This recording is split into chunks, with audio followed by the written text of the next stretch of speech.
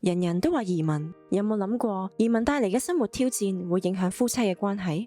尤其係夫婦關係面臨離婚掙扎嘅時候，但為咗孩子需要考慮移民，問題就更加大。究竟夫婦移民前需要有咩考慮同埋注意嘅地方呢？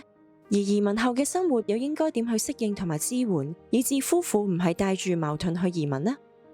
我哋一家人終於移民到呢個地方，已經半年啦。你睇下個湖真係好靚啊！記得喺移民之前，屋企成日都鬧交，鬧嘅全部都係關於啲細路仔嘅前途同埋教養。我哋都有唔同嘅睇法。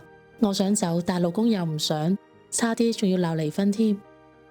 睇到啲同學仔有1/3都移咗民，似乎外國嘅教育制度好啲，功課又少，係咪真嘅呢？外國地方大，屋又大，生活質素都好啲啦。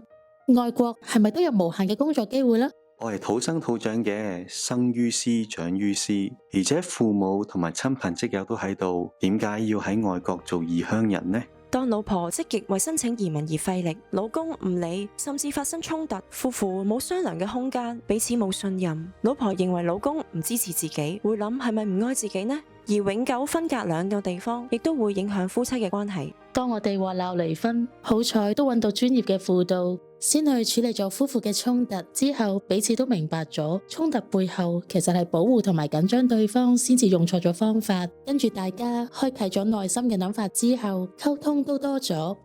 係啊，多謝你明白我憂慮喺外國嘅身份危機。我好驚融入唔到當地嘅社區，驚唔能夠被認同。但有你嘅支持，我哋可以共同面對外國嘅生活。為咗你同埋小朋友，我可以踏出勇敢嘅一步，去適應新嘅環境。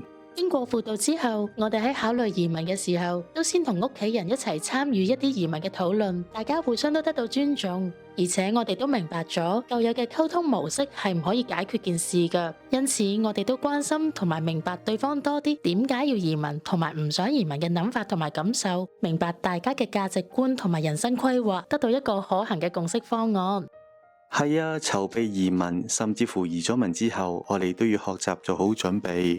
例如認識當地嘅文化同埋生活上嘅差異，好似語言啊、生活步伐嘅唔同，都要認清我哋兩夫婦處理壓力同埋衝突嘅模式，要彼此體諒、接納同埋支持，要建立支援網絡，繼續保持本地嘅聯繫同埋建立當地嘅新朋友同埋支援，去投入當地嘅社區，接納異同嘅地方。最後，如果有需要，我哋都要去尋求專業嘅協助。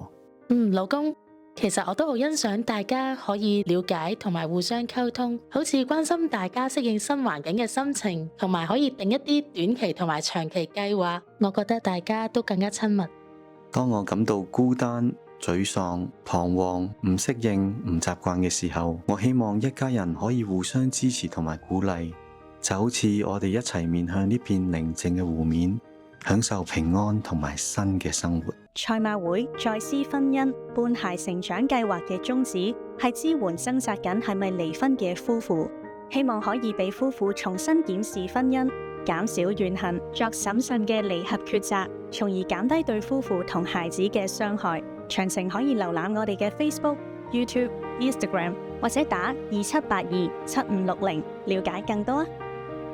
鍾意我哋呢條片，記得 Like、Share 同埋訂閱我哋嘅頻道。我哋下條片再見。